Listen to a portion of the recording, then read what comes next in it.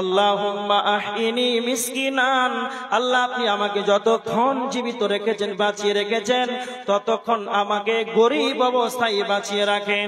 ওয়া বিদনি মিসকিনান, নবীজির 2 নাম্বার দোয়া আল্লাহকে বলতেন, আল্লাহ আমার যেন মরণ হয় গরিব অবস্থায়, যখন আমি মারা যাব তখন যেন আমি গরিব অবস্থায় মারা যাই।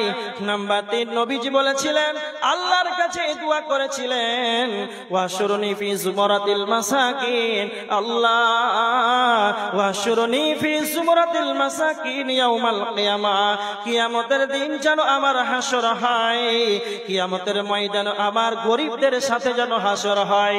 এটা শোনার পর হযরত আয়েশা রাদিয়াল্লাহু তাআলা আনহা তিনি নবীজিকে বলছেন, ইয়া রাসূলুল্লাহ আপনি কেন আল্লাহর কাছে দোয়া করছেন যেন আমি গরিব অবস্থায় বেঁচে থাকি, আমি যখন মারা যাব আমি গরিব অবস্থায় জেনে বেঁচে মরে যাই, আমার যেন হাসর হয় গরিব অবস্থায়, কেন আপনি বারবার দোয়া করছেন?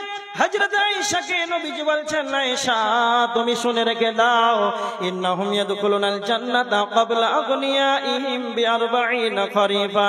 আয়েশা রে, একটা ধনী যদি জান্নাতে যায় আর একটা গরিব যদি জান্নাতে যায়, একটা ধনী যদি জান্নাতে যায় আর একটা গরিব মানুষ যদি জান্নাতে যায়, তাহলে ইন্নাহুম ইয়াদখুলুনাল জান্নাতা ক্বাবলা আগনিয়াইহিম বি40 খরিফা। একটা গরিব আর ধনী, গরিব ব্যক্তিটি ধনীর 40 বছর আগেই জান্নাতে চলে যাবে। অন্য হাদিসের ভিতরে বলা হয়েছে, আল্লাহর নবী বলেছেন, একটা গরিব মানুষ ধনী মানুষে 500 বছর আগে জান্নাতে চলে যাবে।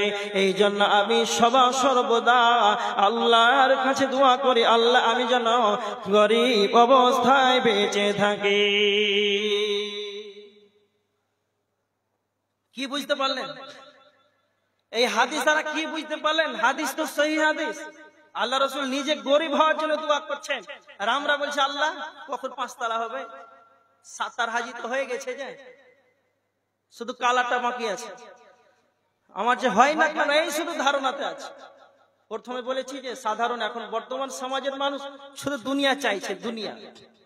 খুব ভালো করে শুনে, মানে আমরা যে নবীজির উম্মত, আমাদের আর নবীর পার্থক্যটা দেখেন, আমাদের লোক লালসা। একটা হাদিস তিরমিজি শরীফের 2337 নম্বর হাদিস, আল্লাহ রাসূল বলছেন, আদম সন্তানকে যদি মাঠ ভর্তি স্বর্ণ দেওয়া হয়, ধন সম্পদ ভর্তি যদি তাকে 2টি মাঠ দেওয়া হয়, তাহলে সে বলবে, আল্লাহ তৃতীয় যদি আরেকটি মাঠ পেতাম তাহলে কতই ভালো হতো। তো নবীজি বলছেন, ওয়ালা ইয়ামলাউ জাওফা ইবনে আদম ইল্লা তুরাব, আদম সন্তানের মাটি ছাড়া এদের পেট ভরবে না, মাটি ছাড়া আদমের সন্তানদের পেট ভরবে না। এদেরকে 3 কেন 5 কেন, যতই দেওয়া হবে আরো দাও, আরো দাও, আরো দাও, আরো দাও, আমাদের হয়নি, আল্লাহ আমার আরো নেব। এইভাবে তারা দুনিয়াটাকে হারিয়ে ফেলে। বুখারীর হাদিস 3158 নম্বর হাদিস, আল্লাহর নবী বলছেন, আমার উম্মত গরিব হয়ে যাবে, আমার উম্মত ভিখারি হয়ে যাবে, গরিব হয়ে যাবে, খেতে পাবে না। এটা আমি কোনোদিন ভয় করি না, আমি কোনোদিন এটা ভয় করি না।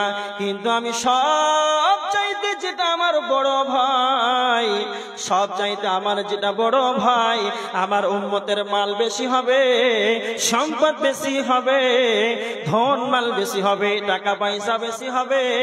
ধন মাল টাকা পয়সা পেয়ে এরা দিন ধর্ম থেকে বেরিয়ে যাবে।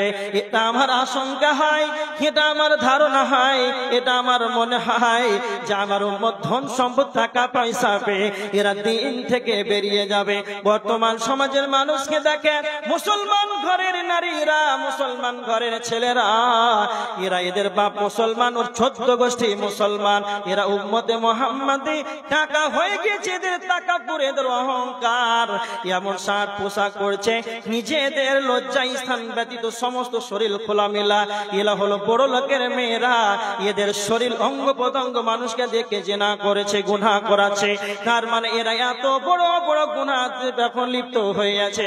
এখন বর্তমান সমাজের মানুষ টাকা পেয়েছে আর গুনাহ কামাচ্ছে। তার মানে নবীজি এটাই বলেছেন, আমার উম্মত ধনী হবে আর দিন ধর্ম থেকে এরা বের হয়ে যাবে, এটাই আমার ভয় হয়। এটা আমার খুব ভয় হয়। খুব ভালো করে শুনে কি বলবো আপনাদেরকে। মুসলমান সমাজ সব চাইতে টাকা পয়সা ধন সম্পদ নিয়েই ব্যস্ত সবসময়। তিরমিজি শরীফের হাদিস 2339 নম্বর হাদিস, আল্লাহ রাসূল সাল্লাল্লাহু আলাইহি ওয়াসাল্লাম বলেছেন যে আদম সন্তান বুড়িয়ে যায়, বুড়াই না বুড়াই, আদম সন্তান বুড়িয়ে যায়, কিন্তু তার দুইটি স্বভাব বুড়িয়ে যায় না। একটা হচ্ছে আল হিরসু আলাল মাল, আল হিরসু আলাল উমুর।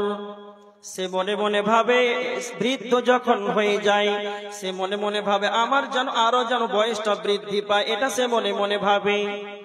বৃদ্ধ হয়ে যায় তবুও সে মনে মনে ভাবে যেন আমি আরো মাল পাই, আরো যেন সম্পদ যেন আমার বৃদ্ধি হয়।